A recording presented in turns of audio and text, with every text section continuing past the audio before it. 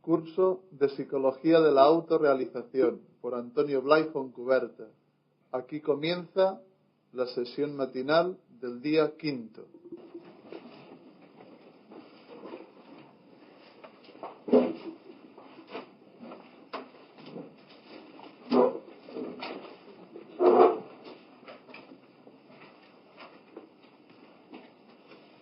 Bueno, ¿queréis preguntar?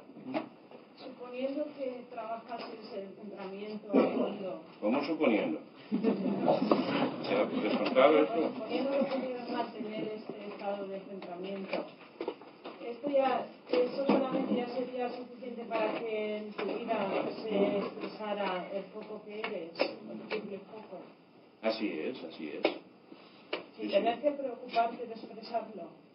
No, pero es que si estás centrada, es inevitable que expreses todo.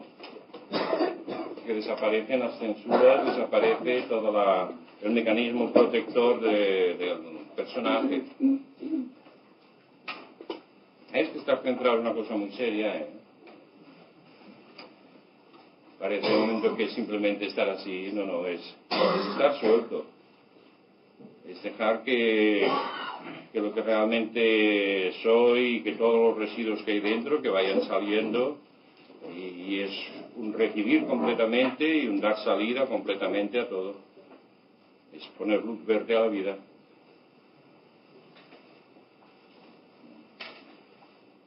Y es como si hubiera como un mecanismo protector desde el punto de vista del personaje que impide que se haga el centramiento bien, con lo cual protege el que salgan o que no salgan las cosas todas de golpe. Y así se va poco a poco, van saliendo y poco a poco se va despejando uno más. ¿Sí? Se dice, se ha oído bastantes veces, al menos yo lo he oído, que es bueno dejarse llevar por la energía, dejarse llevar. ¿Qué me puedes decir sobre eso? Pues que yo he oído decir que es bueno no dejarse llevar también.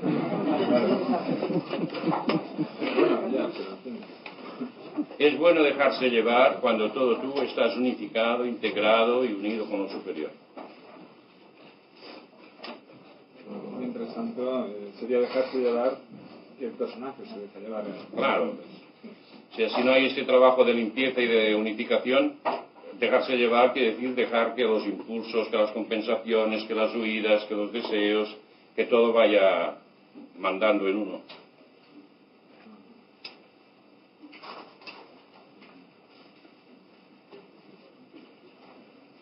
Cuando, como consecuencia del cambio que se produce por el contacto con niveles superiores, y cada vez que cambiamos nosotros, cambia la situación, cambian las personas con las cuales nos relacionamos, y ello puede producir graves tensiones desde el punto de vista con nuestros familiares, de hijos, esposa, etc. Puede producir crisis, puede producir contrastes y a veces problemas, pero en la medida en que uno pues va desarrollando una mayor comprensión y una mayor capacidad de actuación, todo esto debiera poderse sortear bien y no presentar ángulos agudos. Pero es inevitable, en la medida que una persona madura, sea porque hace este trabajo, sea porque madura como experiencia de la vida, se va produciendo un desplazamiento.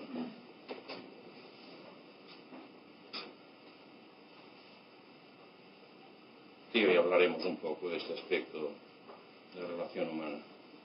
Okay.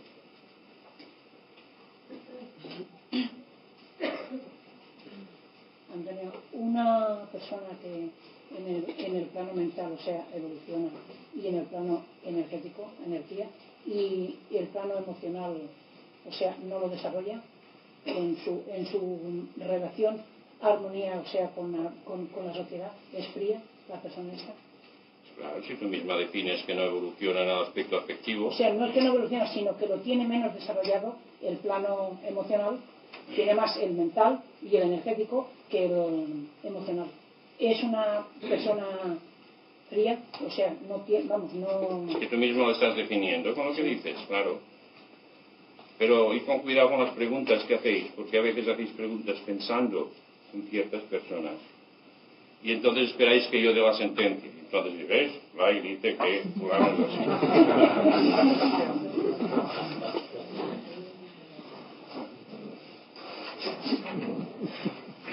Cuando crees que estás centrado, sigues en tu movimiento, en tu relación, sigues razonando, sigues pensando. Quiero decir, es que a veces creo que consigo centrarme, pero yo sigo razonando. Es como si hubiese una voz que me indicase, o sea, como un desdoblamiento, sin ser desdoblamiento, lo puedo explicar de esa manera. Pero sigo pensando, sigo razonando. ¿Es así o...? Sí. O sea, la mente sigue sus automatismos, su inercia, y uno puede estar despierto viendo todo eso.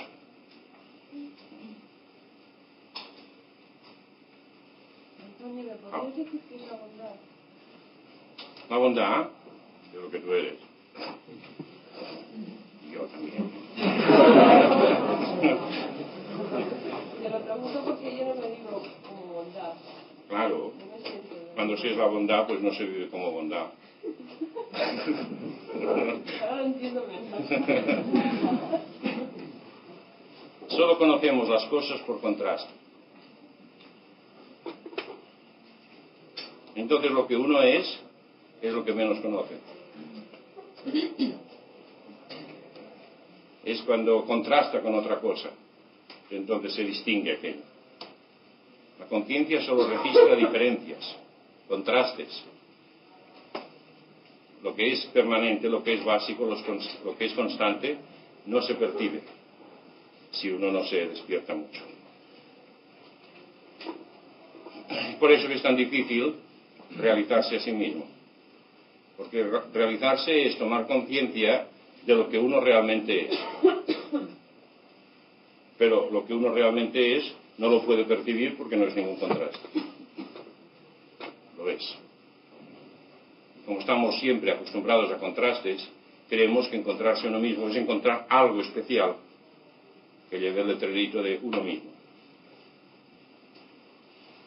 Es por eso que creo que en general las personas tendemos a ver los aspectos negativos más que los positivos. Bueno, depende del modelito que uno tenga, ¿eh? Sí. Si uno tiene un yo-idea negativo, entonces esto está saliendo siempre a flote y está saliendo en forma de recriminaciones y críticas. No, el contraste lo mismo es de cosas negativas que de cosas positivas. Todo lo que admiras, por ejemplo, es positivo. Entonces, si tú te crees bueno, eres malo. Si tú te crees bueno, estás equivocado. Si te crees malo, también. Toda creencia ya es un error sobre uno mismo. Uno ha de ser uno mismo, no creerse. Creerse es una idea. Y el ser uno mismo es ser tal como es, sin ideas. O sea, si tú te comportas... ¿No te ves cómo te comportas? Tiene que ser espontáneo. Sí, el ver y el ser es lo mismo, cuando está todo unido. Y cuando el ver está distanciado del ser, entonces hay este desfase que decíamos, esta desconexión, esta falta de integración. O sea, cuando uno está integrado, actúa y es totalmente consciente de lo que está pasando, pero no lo está evaluando. No lo está tomando como objeto para compararlo con otra cosa. Es uno mismo. Y lo que ve es lo que es, lo que es lo que ve. Y no hay otro término de comparación. Al crear esa distancia en el ver y en el ser, es precisamente la base de los problemas en el ser humano.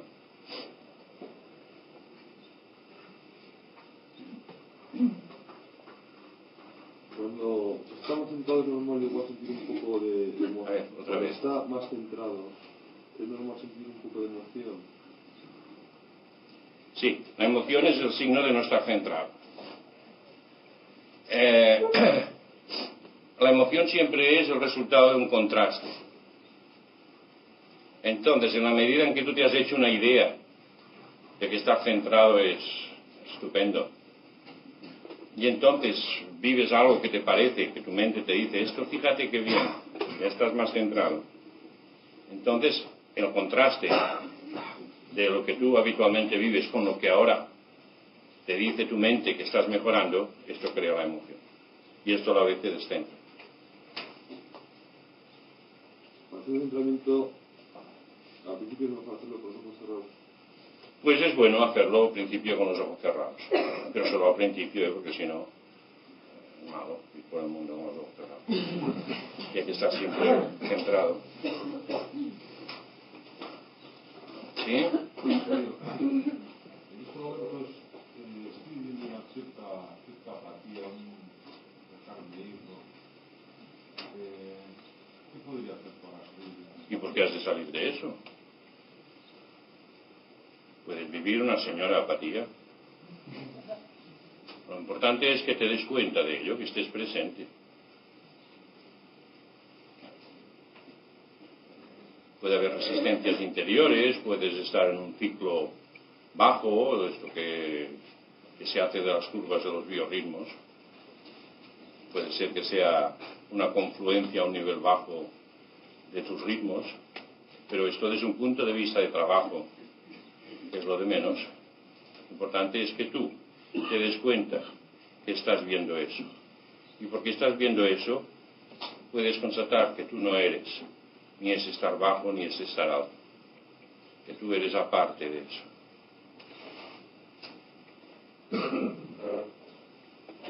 Si no, estamos viviendo el modelo, ¿verdad? El modelo de la persona eufórica, de la persona activa y eficaz. Y esto puede ser muy bueno desde un punto de vista de trabajo, por ejemplo. Pero desde un punto de vista de realización no deja de ser un modelo convencional. Si estás mal, pero tú eres tú aparte de ese estar. O sea, el que se da cuenta está aparte de lo que está pasando. Y es una buena oportunidad para aprovechar y tomar más conciencia de ti mismo como espectador de eso que está pasando en tu conciencia. Nosotros no somos la conciencia. La conciencia es nuestra, pero no es el yo. La conciencia, todo se mueve, todo el universo funciona, pero yo permanezco siendo el espectador de todo ello.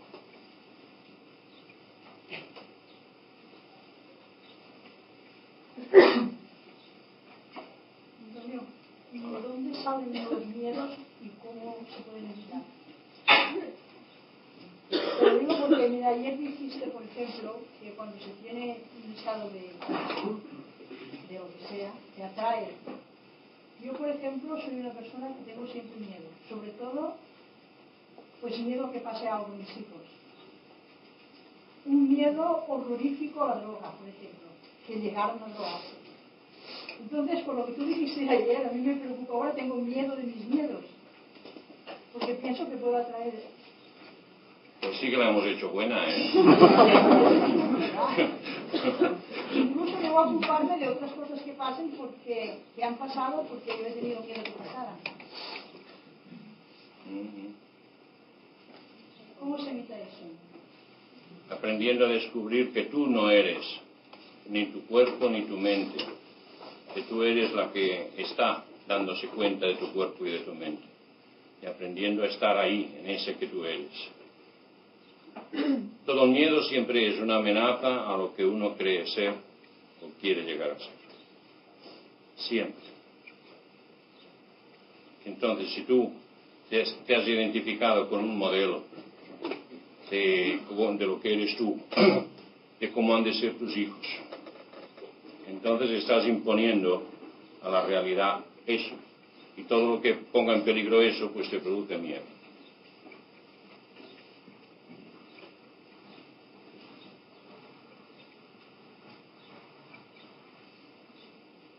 Eso si repasas lo que expliqué el martes pasado por la tarde, y el miércoles por la mañana y el miércoles por la tarde.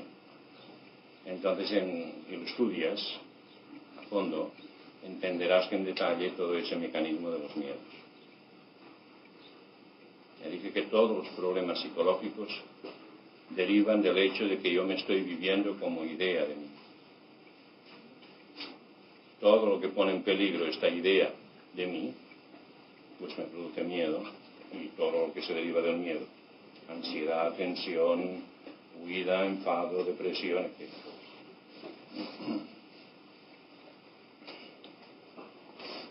Antonio, ¿podría ayudar a deshacer el personaje, o por lo menos a verlo con más claridad?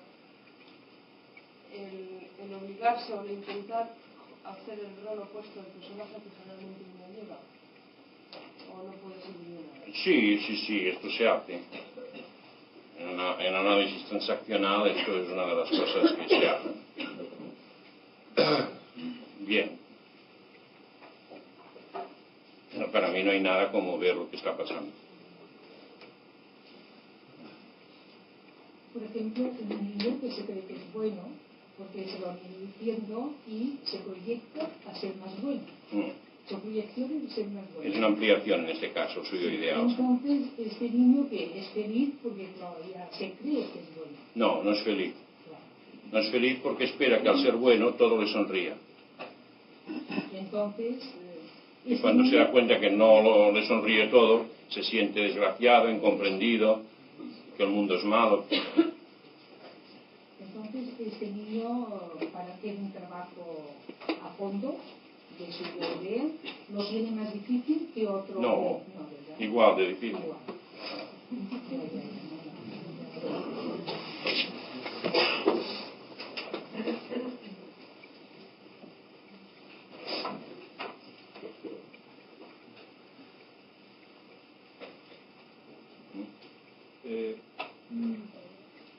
Vivir en el campo puede ayudar a todo este trabajo. A ponerse morenos, ¿no?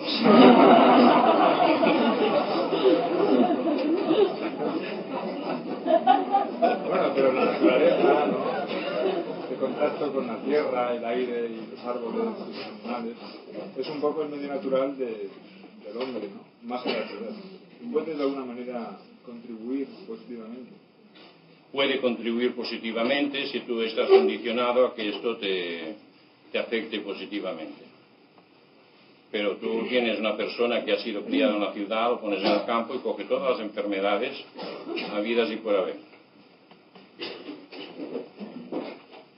Ya estamos viviendo mucho con mitos, que en un principio, en sus fundamentos son ciertos, es correcto, pero que luego al aplicarse pues es un mito.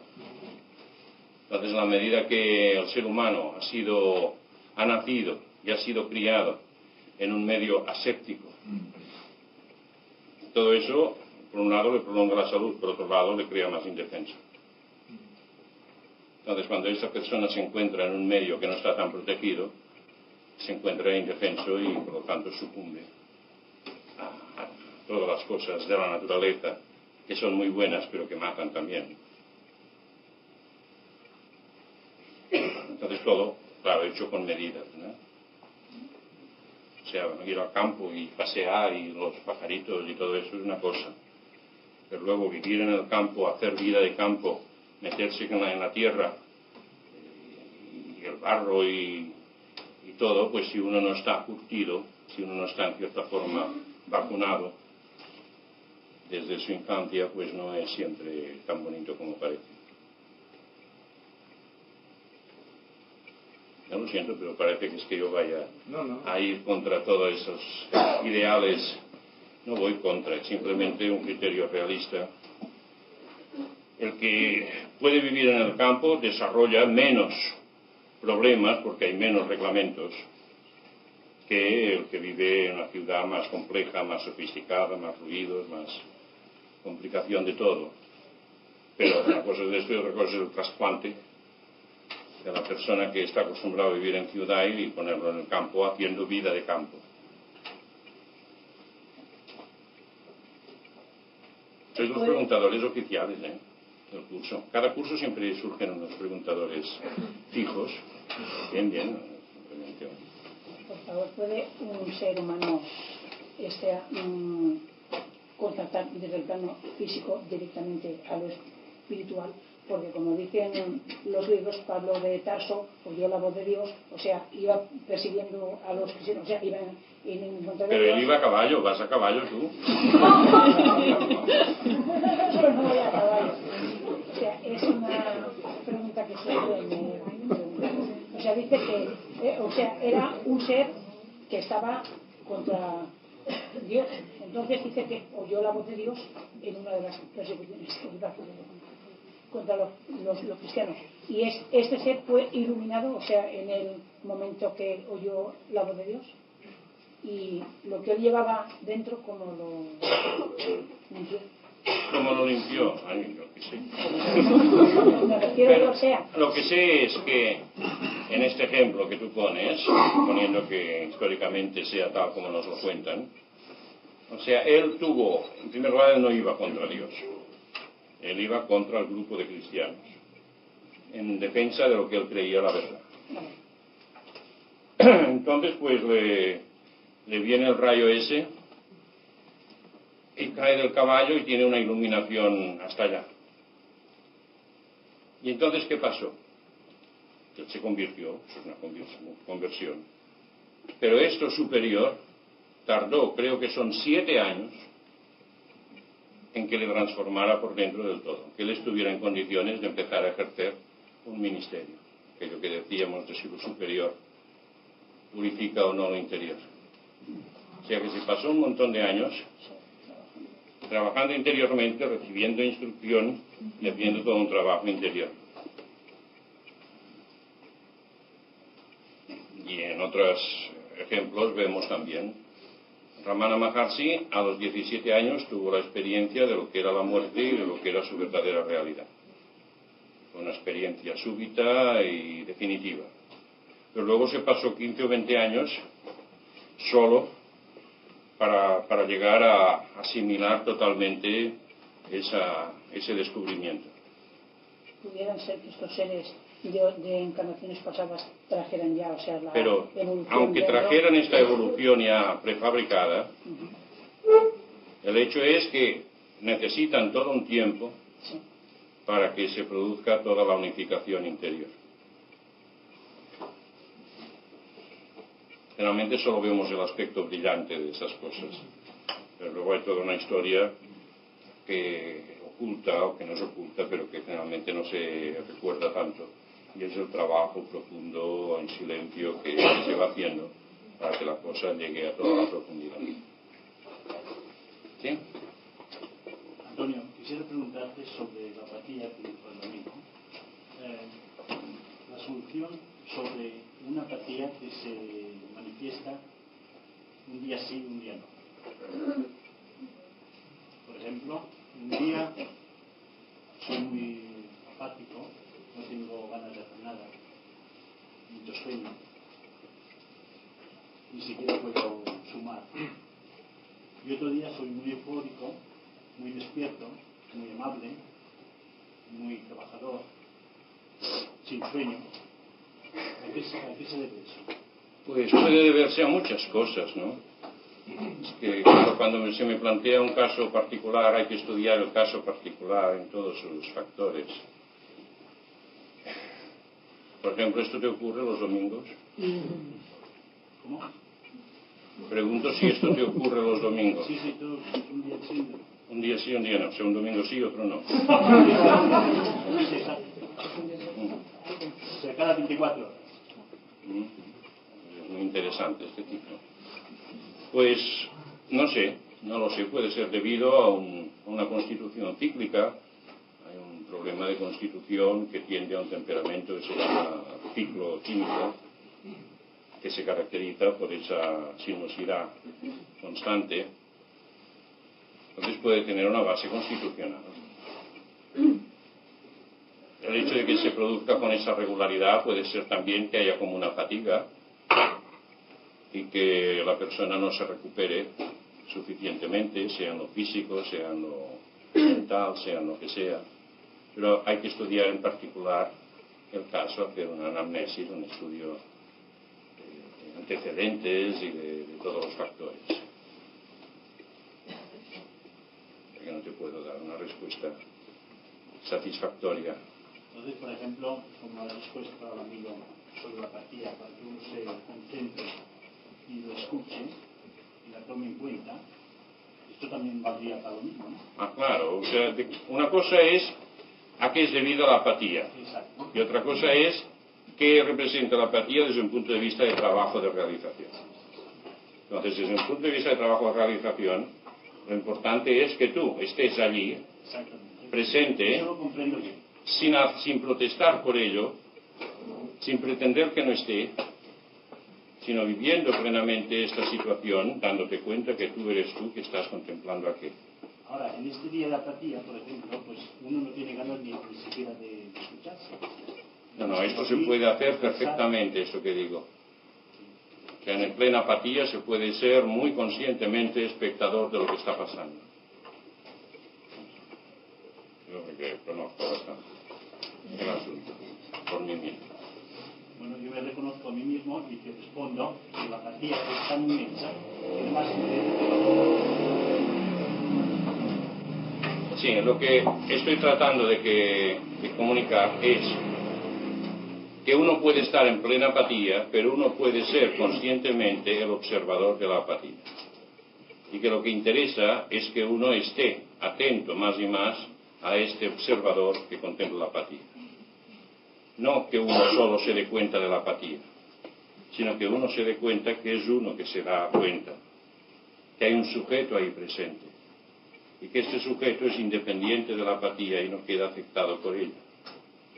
Esto, desde un punto de vista de trabajo, es lo fundamental.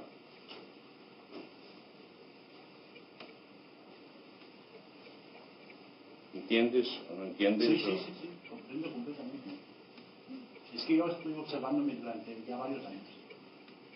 Y entonces, el resultado es el siguiente. Cuando yo estoy eufórico, como hoy, por ejemplo, puedo escuchar, puedo sentir, puedo hablarte, contestarte perfectamente, puedo desarrollar un trabajo mental muy grande. Sin embargo, mañana, pues no lo puedo. Pero lo que yo te estoy diciendo es aparte de esto. ¿Cómo? Lo que te estoy diciendo yo es aparte de que un día estés bien y otro estés mal. El día que estás bien o que estás mal sigue siendo tú. Ese tú has de estar presente a ese tú que está ahí. Exacto. No a tu modo de estar. Si lo comprendo muy bien, si es lo que estoy examinando. Entonces yo ese día que estoy apático, es que no, esto no es un examen. Me quedo completamente sin poder pensar, sin poder sumar. ¿Y quién se da cuenta que no puede sumar ni pensar? Yo mismo. ¿Tú te das cuenta? Sí. Está atento a ese tú que se da cuenta. Sí. Y eso verás como te crea una conciencia que está por encima de la apatía y de la euforia. Pero mientras estés pendiente de si ahora no puedo, ahora que bien estoy, sí, mientras estés atento al estado, no es ningún trabajo en relación con la realización. La atención ha de estar en el sujeto que está viviendo el estado y que es totalmente independiente del estado. Y solo eso desarrollará o hará despertar en ti una conciencia que trasciende todo estado. Entonces, en el fondo, te sentirás tan bien, tan plenamente, cuando estás eufórico como que cuando estás depresivo. La conciencia es otra, o sea, la parte de que yo esté apático en ese día, pienso en ser más eufórico, o sea, pensar que mañana estaré bien, darme ánimos y vida. Eso es lo que me temía, claro. Y entonces resulta que en ese estado lo que hago es no levantar nada.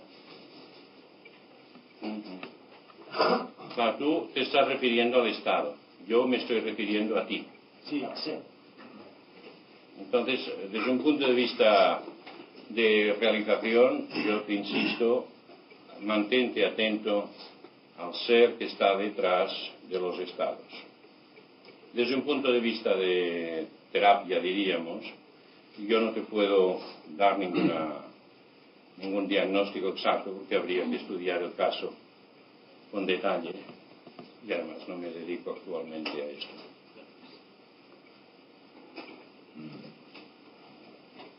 Yo quería aclarar algo con respecto al trabajo del inconsciente. Ayer concretamente quise trabajar en la reeducación. Sí. Y entonces cogí a la niña en una situación muy antigua de mi niñez, y después de haberla animado y haberle dicho todas las cosas que hay que decir para que se sienta bien, luego en la fase siguiente quise que la niña respondiera a esa situación pues desde el fondo con esas cualidades de amor, inteligencia y energía. Y lo que observé es que al responder con tanta, o lo que a mí me pareció tanta inteligencia, la niña pues era como un monstruo. Sí, porque no permitías que la niña funcionara a su propio nivel. Me parece que tú le prestabas tu mente de adulto, claro. Sí, no hay que insistir mucho en esta respuesta, ¿verdad? Lo importante es la reeducación. Y esta reeducación hay que hacerla incansablemente. Ya luego ya irá saliendo solo más fácil el hecho de que se exprese positivamente ante las situaciones negativas de la infancia. La insistencia está en la reeducación. Por lo tanto, en el explicarle bien, incansablemente, con claridad, con sinceridad, con afecto, que ella no es esa niña, sino que es un foco infinito de inteligencia, de amor y de energía. Entonces es que yo creo que no te entendí bien. Hasta explicar esa educación y esta pretensión que yo tenía de actuar desde el fondo sería pues que... Y es correcto, lo expliqué, pero expliqué que eran dos tiempos, ¿verdad? Sí. Un tiempo de reeducación y otro tiempo como de situarla ante una situación negativa y ver cuál sería su respuesta positiva. Pero el factor importante está en el primer tiempo. No has de esperar que el primer día que le digas eso a la niña pues ya baile una jota, ¿verdad? Sí, por allí. Antonio, sobre esto que has comentado de la apatía, sí. Lo que no entiendo es cómo se compagina eso, el vivir ese estado de abatimiento, etcétera, con la actitud positiva que tú dices que uno se ha de comprometer en todo momento a tener. Pues claro, la actitud positiva es la actitud positiva que puedas tener, ¿no? De momento, en el estado de depresión, que se puede manifestar como apatía, de momento ya el no dejarse hundir en la misma apatía ya es una actitud positiva. Pero la manifestación positiva será muy distinta cuando estás en ese estado de depresión que cuando estás fuera de ese estado. O sea que no hay que medirlo de un modo absoluto, sino en relación con lo que tu estado y circunstancias te permiten. Sí, pero al tú insistir tanto en que se debe vivir cualquier situación sin tratar de modificarla, sino dándose cuenta de quién sufre esa situación, entonces, por otro lado, está el otro, de tratar de comprometerse en vivir el amor, la empatía, etcétera. Es que es lo mismo. Es que da la impresión que se interpreta lo que digo solamente en términos de actitud exterior. De actitud exterior, de euforia y de actividad. No, es básicamente una actitud interior profunda. Que yo en aquel momento esté con toda mi lucidez, que esté en toda mi capacidad de sentir, que esté en toda mi capacidad pues de movilizar la energía que pueda. Y el hecho de estar firme en esta situación y vivirla a fondo, pero con esa libertad interior, con esa plenitud, esto es la actitud positiva en esta situación. Es lo mismo que cuando estás descansando. Cuando estás descansando no se trata de estar en pie de guerra, sino no descansas. Es permitir que todo esté descansando, la mente y el cuerpo y todo, pero a la vez estar tú profundamente presente en ese estado de descanso y de relajamiento total. Y estar totalmente presente quiere decir estar tú desde tu foco de lucidez, estar tú desde tu foco de energía, aunque sea estática, y estar tú desde tu fondo de sentir. sea que hay que descubrir el centramiento como algo central, y la actitud positiva no es nada más que permitir que ese fondo funcione libremente en relación con la situación y con el estado que uno tenga. Porque si no, vamos a un modelo activista y triunfalista, y hay que huir de eso. En el fondo, exteriormente no notarás nunca si una persona está muy centrada o no, porque una persona puede estar centradísima y estar en una actitud totalmente displicente. Pero si puedes captar dentro, verás si aquella persona está toda ella presente allí o si está ausente. La actitud positiva no es nada más que estar uno presente y disponible respondiendo a la situación que se esté produciendo. Si la situación es de actividad, todo uno en actividad. Si la situación es de descanso, todo uno en descanso. Pero si la situación requiere energía y no la tienes y te obligas a expresar esa energía, pues la que puedas, aunque sea yendo a rastras, si has de hacer algo obligadamente. O sea, no hay ningún modelo de ir allí con una bandera. No. Si estás agotado, pues estás agotado. Pero dentro de este agotamiento tú vives tú. Y tu conciencia interior de energía, aunque esta energía pues sea una medida mínima.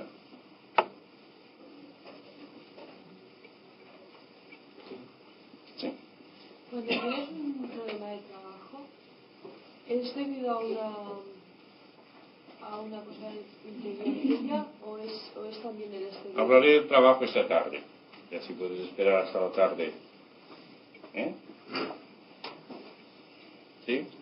Pero una serie de sueños que suelen tener los niños, me imagino. ¿Cómo?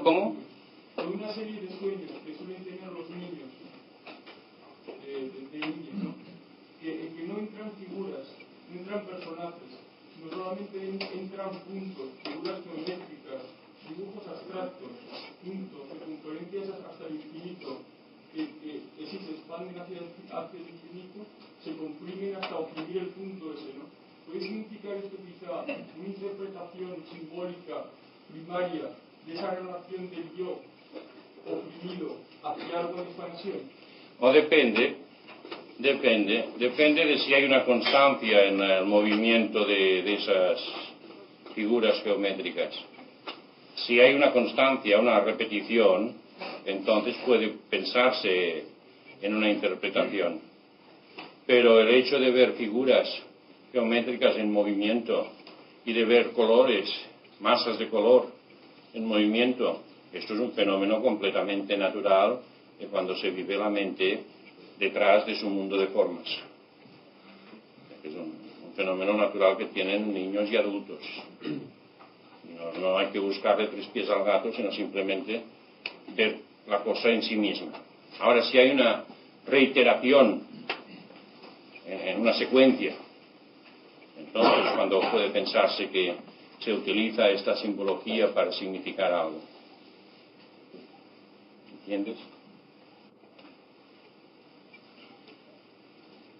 Yo quería preguntar si en estos casos de apatía que se están hablando, echar mano a la farmacopea sería un error o bien sería...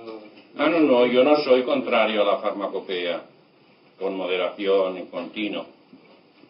Si realmente tú has de dar un rendimiento y estás bajo y esto ha de traer consecuencias negativas para ti, ayúdate pues de la farmacopea, sin abusar, sin crear dependencia. Pero para mí el recibir ayuda de los elementos químicos para salir de una situación, sea de depresión, sea de dolor, sea de lo que sea, para mí es perfectamente legítimo y razonable. Lo malo es querer solucionarlo solo a base de esto. Pero como una ayuda en un momento dado, para mí es estupendo. Antonio, ayer hablábamos de lo justo y lo injusto, o sea que lo que por un lado es justo, por otro puede ser injusto, pero a mí me parece que hay actos injustos desde todos los puntos de vista. ¿Es posible? Yo creo que no. Por ejemplo, a mí se me ocurre pensar, una violación a una niña. ¿Dónde está la justicia ahí? Es que, claro, tú estás aplicando ahora un criterio de justicia, de ética moral, de ética en el sentido adulto. Y desde ese punto de vista es un acto totalmente injusto, salvaje, etc. No hay ninguna duda. Pero desde otro punto de vista, desde un punto de vista pequeño, egoísta, limitadísimo, aquello es una satisfacción. Uno que satisface su deseo, su capricho, sin mirar nada más. O sea, es una visión minúscula. Y porque es minúscula, no tiene en cuenta los otros valores y es un auténtico atentado. Pero desde ese punto de vista pequeño, está satisfaciendo pues un capricho o una necesidad o lo que sea. Pero es que lo difícil es soltar ese punto de vista humano. Yo no estoy justificando ahora la violación, simplemente estoy tratando de comprender cada cosa a su nivel. Y con nosotros, como somos unos seres humanos que estamos viviendo en un nivel determinado, es natural que defendamos todo lo que va a favor de ese nivel, de una justicia pues determinada, de un bien determinado. Pero eso no ha de impedir ver que en otros niveles pues pueda existir otros valores que de momento son enemigos del valor humano actual. Pero a nivel superior, a nivel superior,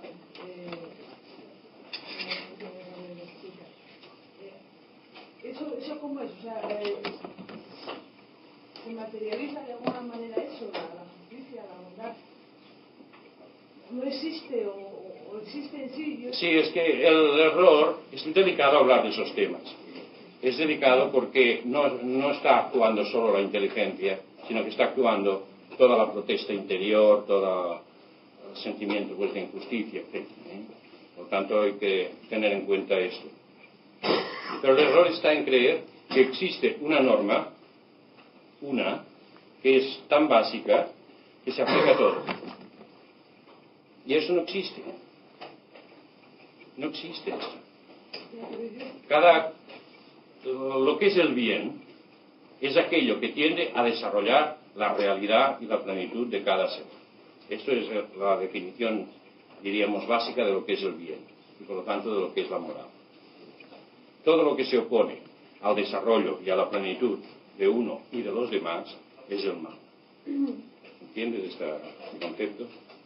Pero este concepto resulta que a la hora de vivirlo se vive de acuerdo con lo que cada uno vive como su bien.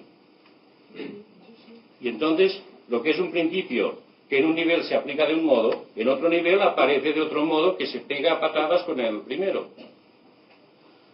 Pero ese bien es erróneo, ¿no? Es erróneo desde el punto de vista del bien superior. El hecho de que venga un escorpión y te pegue un pinchazo y te ponga una mano o un pie así, pues ¿qué le he hecho yo a este bicho? Y por lo tanto para ti es un acto de injusticia completo. Y pongo el bicho para que no haya estos resortes emocionales pues que afectan tanto. Y no obstante, para el bicho ha hecho un acto perfecto, que seguramente ganará su cielo gracias a este pinchazo que te ha dado. Yo digo que lo único que le puede justificar es que sea anormal esa persona. Bueno, es que tú sigues con eso. Pues bien, de acuerdo, se puede entender de esa manera. O sea, desde un punto de vista de lo que es la ética humana, ese ser es anormal, ¿no? Es correcto. Es correcto. Pero, de hecho, es la otra explicación. Mira, se cuenta el ejemplo, pues, de un sabio en China, porque los sabios suelen estar en China.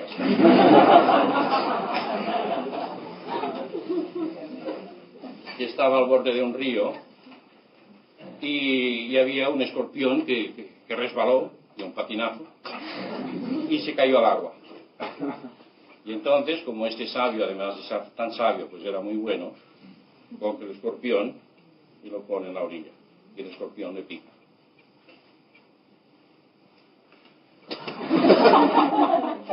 Pero el bicho, que se ve que estaba ofuscado, en lugar de ir en la buena dirección, se equivoca y vuelve a caer al agua. Y entonces el sabio, que seguía siendo sabio, y bueno, pues coge otra vez el escorpión y lo saca. Y el bicho le vuelve a picar. Entonces ya me dirás aquí. Fíjate qué injusticia más grande. Este bicho, que después que le salvan la vida, pues pica al otro y le deja hecho una lástima. Y no obstante, el escorpión estaba cumpliendo su bien, su ley, y el sabio estaba cumpliendo la suya. Se trata en este ejemplo del contraste, de ver que la ley puede aparecer distinta y contradictoria cuando se mueve a niveles distintos. O sea, el escorpión cumplía su función natural, hacía su deber, era un buen escorpión. Y el sabio a su vez, pues era un buen sabio.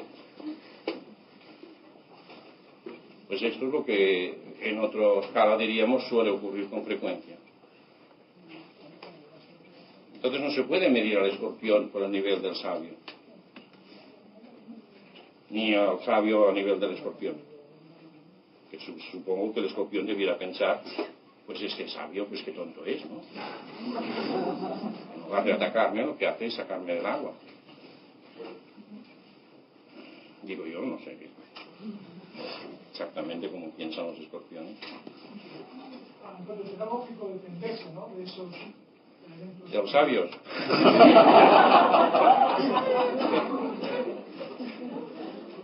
Pues claro, sí, desde un punto de vista individual, es lógico el tratar de defenderse y para sobrevivir. El problema es cuando este punto de vista individual entra en contraposición con un punto de vista del otro. Entonces es cuando vienen los problemas. Yo sé que si alguien me ataca, pues he de defenderme. Pero cuando me defiendo, estoy yendo contra lo que el otro vive como su bien. Entonces, ¿hasta qué punto debo defenderme yo sacrificando al otro para mi bien? ¿O qué punto debo sacrificarme yo para el bien del otro? Los dos llegamos a concluir a ese nivel superior. Los dos iremos al cielo. Llegaremos a ser lo mismo, ¿no? Sí, solamente estoy poniendo en ejemplos el problema de creer que solo hay una moral. Que solo hay una norma de moral, diríamos, básica que se aplica a todo. Y existe un principio de moral, pero en la práctica, en la multiplicidad, esto aparece como contradicción. Y es así. Entonces, digamos, cada cual da la medida, su propia medida, en virtud de sus decisiones ante las situaciones estas que se presentan continuamente. En una cola, el que se cuela, estoy por la calle, viene uno a pedirme caridad, limosna. ¿En qué medida necesita realmente la limosna? ¿En qué medida pues se ha acostumbrado a vivir pasivamente? Etcétera. Unos problemas que se están presentando constantemente a escala muy diversa, pero que es el mismo argumento. ¿Hasta qué punto yo hago su bien haciendo lo que él desea, o defiendo mi bien defendiéndome de lo que el otro me pide? Entonces esto es un problema de evaluación constante, donde de algún modo se manifiesta el nivel de visión que uno tiene. ¿No se puede defender uno? No, ya digo que sí, que uno puede defenderse.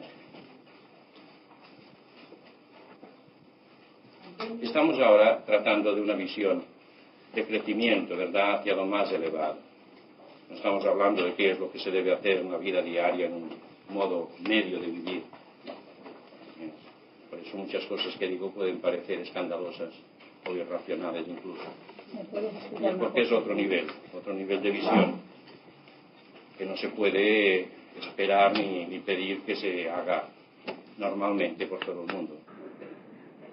¿Me puedes explicar? Yo es que a nivel del escorpión sí que lo veo, porque el escorpión vive, o sea, en su mundo, en su plano, pero a nivel humano no lo entiendo, porque el ser humano tiene... Pues no, el ser humano está viviendo a escalas muy diferentes. Y hay un ser humano que está viviendo en una conciencia de la selva. y un ser humano que está viviendo a un nivel medio, y un ser humano que vive a un nivel muy elevado. Entonces su sistema de valores será totalmente distinto y no se le puede pedir que tenga el del otro. Personas que están viviendo, pero es como si todavía estuvieran viviendo en la selva. Y por lo tanto, para ellos es su logro, su triunfo, su afirmación y su crecimiento, el desarrollar la fuerza, la combatividad, el cargarse a quien pueda y el crecer a expensas de quien sea. Y esto, pues, para el que está viviendo un aspecto de justicia equitativa, es una barbaridad. Entonces, para ese lo importante es que yo doy al otro en la medida que el otro me da a mí lo mismo, en el sentido de justicia equitativa. Pero esto que parece tan bueno, visto desde otro nivel superior, también es bárbaro.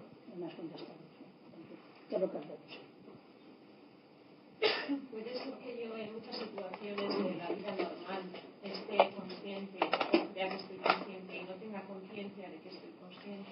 En efecto, o sea, lo que llamamos conciencia de momento es solo un pequeño sector.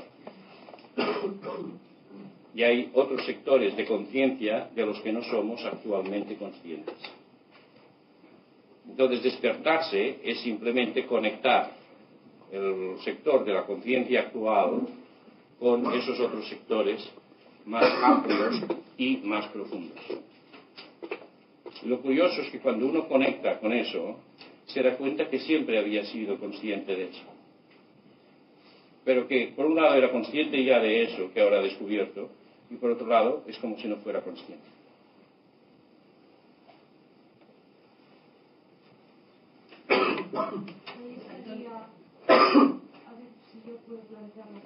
A ver. O sea, yo entiendo que existe una relación entre el estar atento, o sea, entre la atención y el estar presente. Directa. Cuando se refiere a esta atención, te explico, porque el que está metido en la pantalla del cine temblando cuando están a punto de cargarse al bueno, pues ese también está atento. Estamos hablando de esa atención de sujeto. Eso, pero no estás presente cuando estás ahí en la pantalla. No, pero es atención. O sea, hay que distinguir la atención de qué se trata. Sí, la buena, sí. Ocurre, ¿verdad? A mí me ocurre que esta atención, y entiendo por qué, o sea, es, digamos, centellante, o sea, es tenue, es débil, no hay una conexión. Y por otro lado, parece como que esta atención quisiera agarrarse a el objeto. Yo, ¿no? Yo es que no sé qué preguntarte, en realidad lo que quiero es que me digas algo. Hola.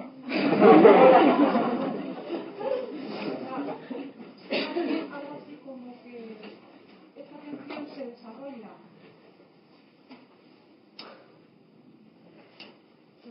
Claro, estando atento. Sí, no le eches la culpa a la atención, El querer agarrarse a algo es la mente, no la atención. Porque la mente está acostumbrada a eso.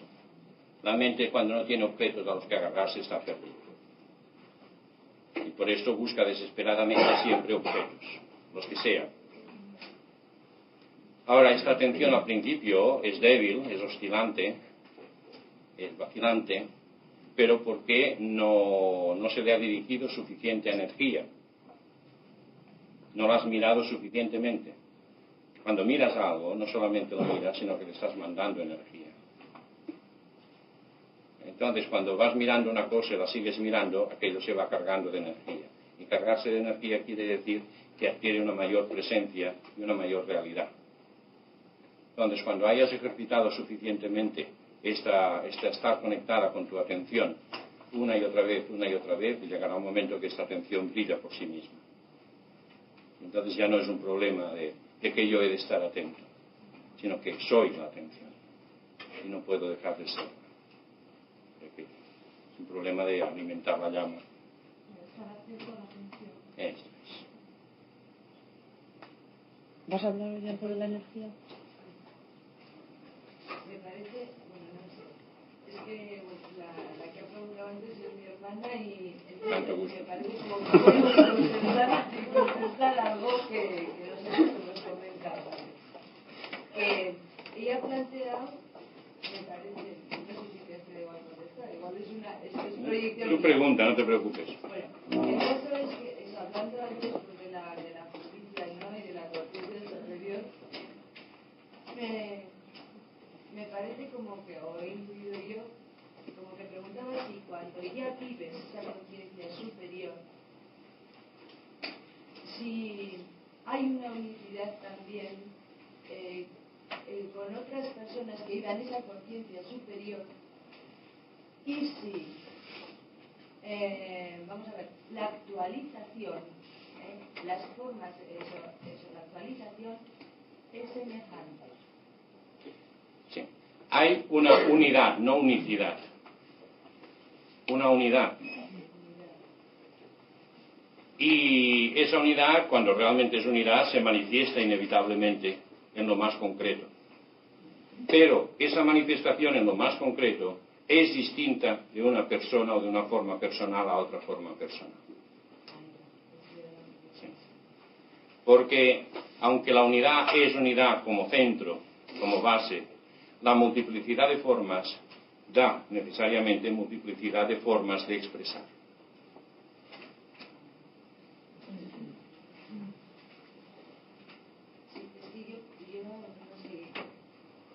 Intuía que tenía que ser así, ¿no? Por esto, por ejemplo, no se puede pretender que porque una persona, como antes un día se sugería aquí, ¿verdad?, que esté pues más o menos abierta a lo espiritual, pues esperar que responda a un modelo predeterminado. Es absolutamente imprevisible. Ahora, la característica común, a través de los modos más dispares, es que siempre habrá un sentido de buscar y de expresar el bien del otro. Esto siempre.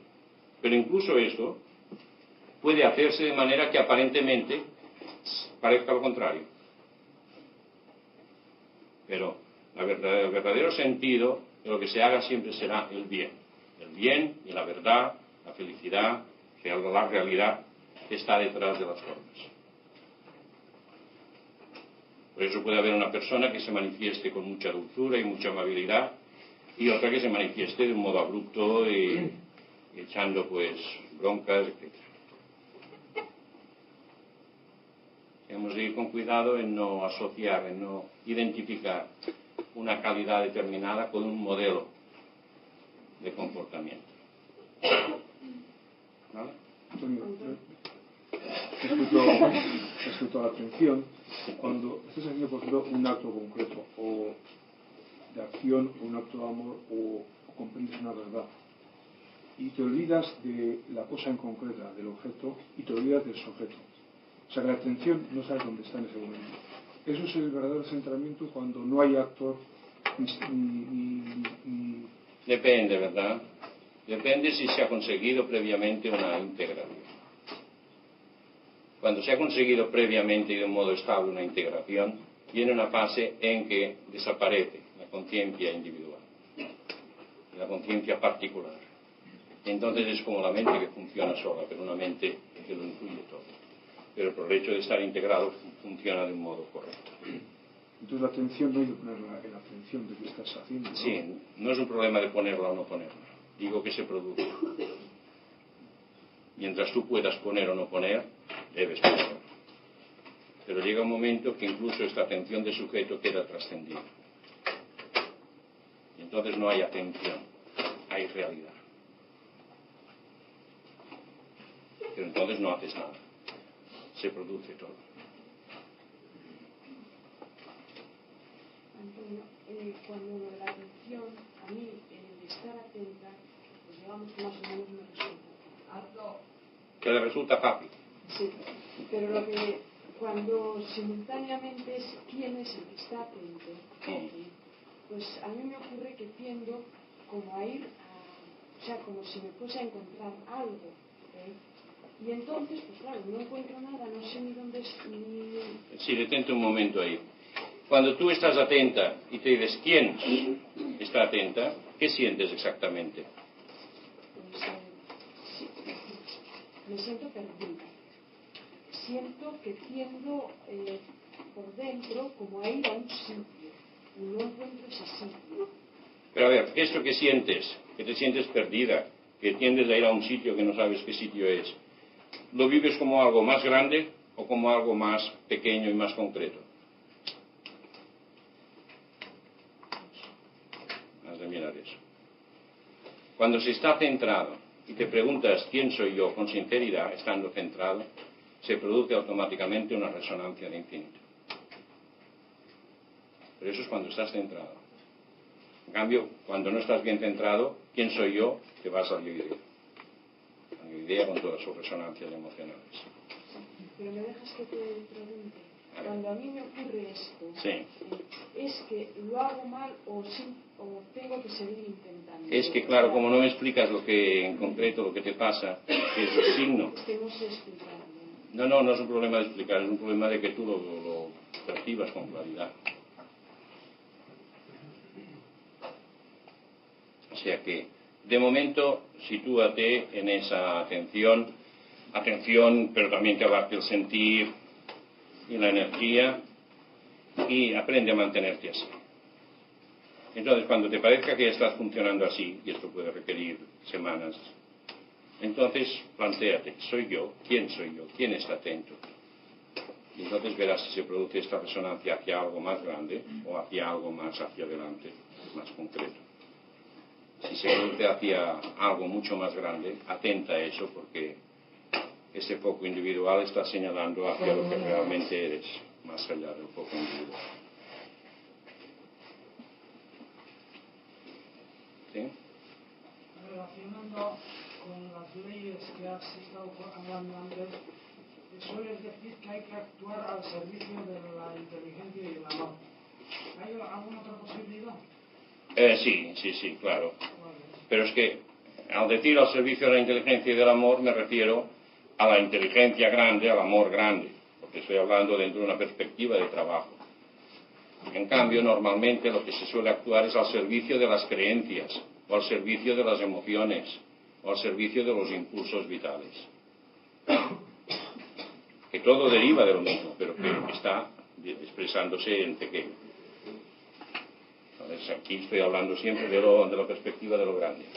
Es que al estar antes contestando esta pregunta, a mí me ha vuelto a la anterior que había hecho, que el poder mantener esta atención profunda en cada momento, si se pudiera mantener, ¿no sería ya el tener conciencia de que estás consciente?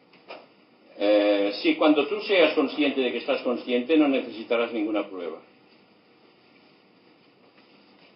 Será para ti totalmente evidente. Mientras necesites pruebas, es que no estás totalmente consciente. Y esto viene a ser lo mismo que el vivir el aquí y el ahora y el estar centrado. ¿Viene Sí, a ser todo lo mismo? cuando esto se vive en expresión, en acción. Porque claro, puedes estar solita en tu habitación y estar muy bien, y luego salir a la calle y estar pendiente de todo. O sea, cuando se mantiene este centramiento en la acción, entonces ya es la actitud positiva, etc. Pero no tengas prisa, porque si no piensas que es otro yo ideal que estás creando. Quiero llegar a estar muy centrado, muy atento. Y entonces estás creando otro fantasma mental. Hay que hacerlo con calma, con serenidad. De un modo, diría, impersonal. Mientras haya deseo y crispación, es que es simplemente otro superpersonaje que estás creando, aprovechando, utilizando todo lo que se explica aquí.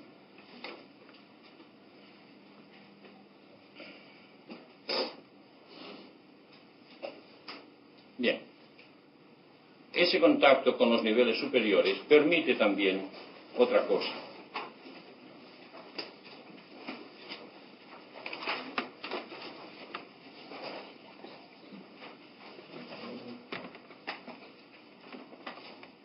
El nivel de la mente superior es a la vez, como os decía, el nivel de creación.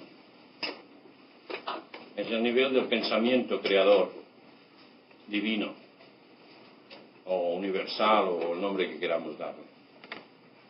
Entonces, hay la posibilidad de que al ponerse en contacto, en sintonía, en armonía con ese nivel superior de la mente, yo pueda formular claramente qué es lo que para mí es más importante. Y al trasladar esta idea de mi mente concreta a la mente superior, lo que deseo fundamentalmente es tal cosa y tal otra. Entonces, esto es como una semilla que se planta en la mente creadora. Y esa mente creadora universal entonces materializa lo que corresponde a esta idea.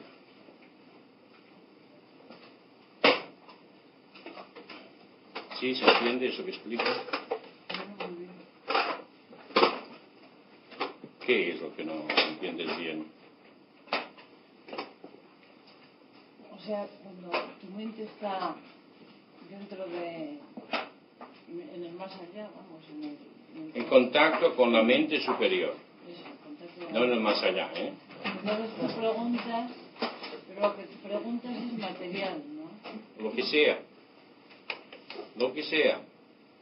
Cuando no especifico es lo que sea.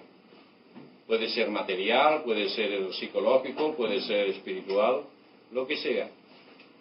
Porque es la mente creadora, es la que cuando recibe esta idea, luego se cuida de materializarla, de convertirla en realidad concreta.